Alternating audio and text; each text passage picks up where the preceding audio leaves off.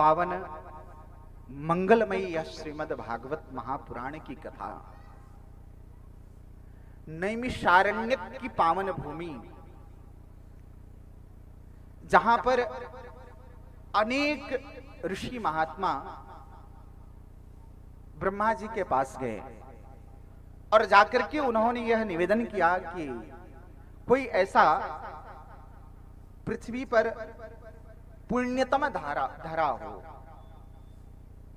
ऐसा जहां दोषों से रहित हो, ऐसी कोई पवित्र स्थल आप मुझे बताएं और हम जाकर के वहां पर बैठकर साधना करना चाहते हैं, वहां तपस्या करना चाहते हैं।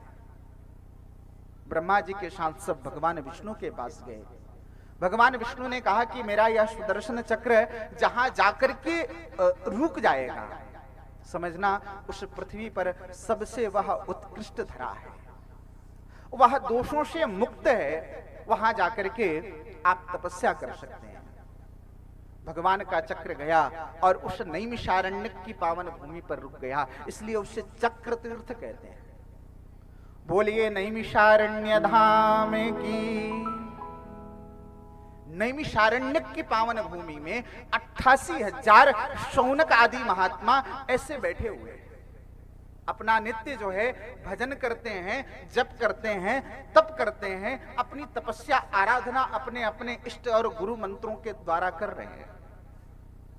संयोग से उसी नैमिषारण्यक की पावन भूमि में सूत जी महाराज आते हैं। ये सूत जी कौन है? तो ये तो भगवान सुखदेव के शिष्य हैं। जब सूत जी जब आते हैं तो सारे ऋषि महात्मा खड़े होकर के सूत जी का अभिवादन करते हैं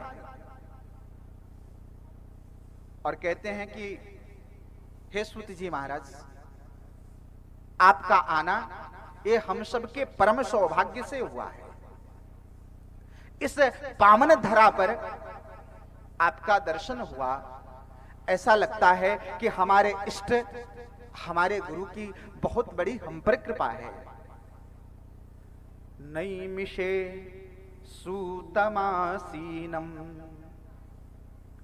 अभिवाद्य महामतिम कथामृतरसस्वादः कुशलः शौनको ब्रवीत।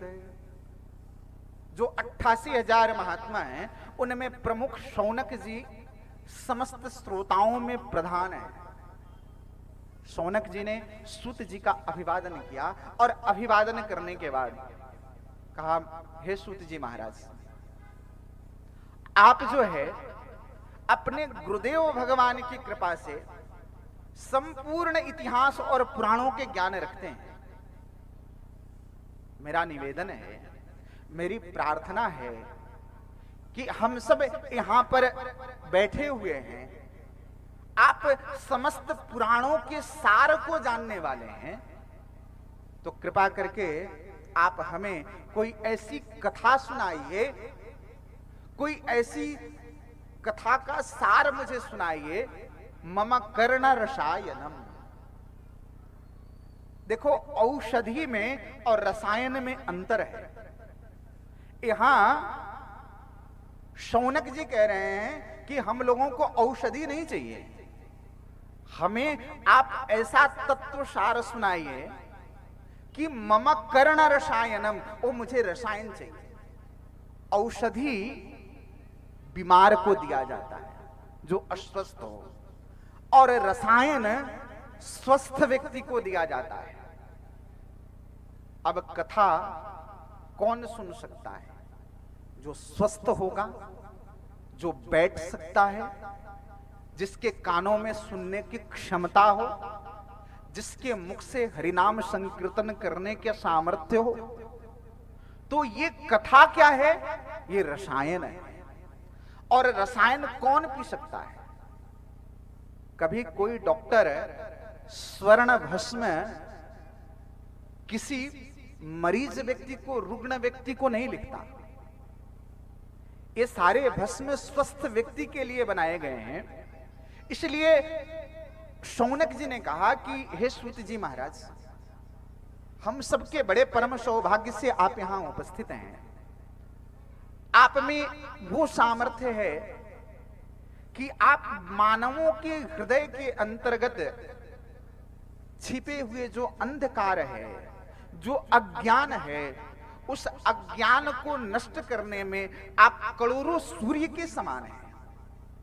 अज्ञान ध्वांत विध्वंस कोटि सूर्य समप्रभ सुताख्या ही कथा सारम मम कर्णरसायनम।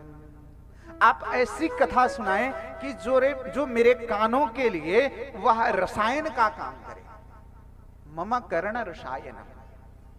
हे सूत जी, मैं आपके चरणों में एक बात और निवेदन कर देना चाहता हूं कि आपके ऊपर आपके गुरुदेव भगवान की अनंत कृपा है और आप अपने गुरुदेव भगवान की कृपा से आप जीवों को वैकुंठ का मार्ग प्रशस्त करने में सक्षम है। आपसे निवेदन कर दूं, कृपा करके आप मुझे यह भी बात बता दें। ओ वर्धते महान वैष्णवैः क्रियते कथम। इस कलिकाल में जो वैष्णव जन है वह भक्ति और ज्ञान को कैसे बढ़ाते हैं और माया मोह से इस संसार का व्यक्ति छुटकारा कैसे पाए। इस संसार में दो प्रकार की बहुत मजबूत रस्सी है जिसमें हम जीवों को बांध करके रखा है। एक अहमता की रस्सी और एक ममता की रस्सी। और ये दोनों रस्सियां जो हैं इतनी प्रबल हैं कि इन्हें काट पाना बड़ा मुश्किल है। तो इन रस्सियों को तोड़ा कैसे जाए? तो कहते हैं कि देखिए, इस संसार में जिन दो रस्सियों से यह जीव बंधा हुआ है, यह जीव आज से नहीं बंधा हुआ है। न जाने जीवन के पिछले अनंत योनियों से यह जीव अहमता और ममता में बंधता हुआ इस मानव योनि में आया है। इसलिए ये रस्सियां आज की नहीं हैं, बहुत पुरानी रस्सी बंधी हुई है इस जीव के हाथ में। इससे मुक्त होने के लिए, इसको तोड़कर के बाहर निकलने के लिए केवल एकमात्र साधन है। और वो साधन क्या है? तो भगवान का हरि नाम साधन है, भगवान की कथा साधन है, भगवान का सत्संग साधन है, भक्त का चरित्र का साधन है। जब हमारे अंदर यह कथाएं, यह लीला, यह हरि नाम जब उतरता है तो धीरे धीरे हम यह जान लेते हैं कि हम कौन हैं।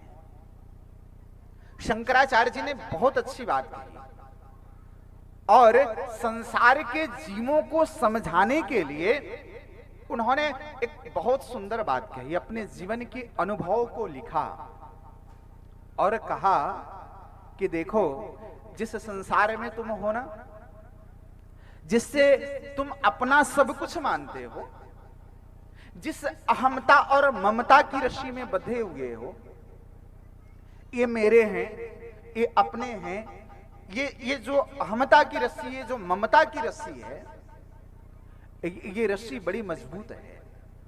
लेकिन यह रस्सी उस जीव के लिए उतना ही बड़ा घातक है। क्यों घातक है? क्योंकि कहते हैं कि जीव अंत काल में जैसा स्मरण करते हुए प्राण का परित्याग करता है, वह ठीक वैसे ही अगले जन्म में उसका स्वरूप, उसका जन्म वैसे ही मिलता है। अब अहमता की रस्सी में बंध करके जीव अपने अंत समय में किसी भौतिक संपदाओं के याद में उसका मन उलझ गया, मन वही बंधा रह गया, तो फिर वो जीव मुक्त नहीं हो पाता। संसार से वो मुक्त नहीं हो पाएगा। वह जीव उसी कामनाओं की प्राप्ति के लिए वह अनेक शरीरों से भटकता रहेगा, वह मुक्त नहीं हो पाएगा। इसलिए उन रस्सियों को तोड़ने का यदि कोई साधन है तो वह केवल भगवद भजन है, वह भगवान की भक्ति है। और भगवान की भक्ति में वह सामर्थ्य है कि संसार में रहते हुए गृहस्थ का सब कार्य करते हुए वह भगवान की भक्ति एक ऐसी साधन है कि वह अहमता और ममता की दोनों रस्सियों को काट करके और भगवान का दिव्य वैकुंठ प्रदान करा देता है।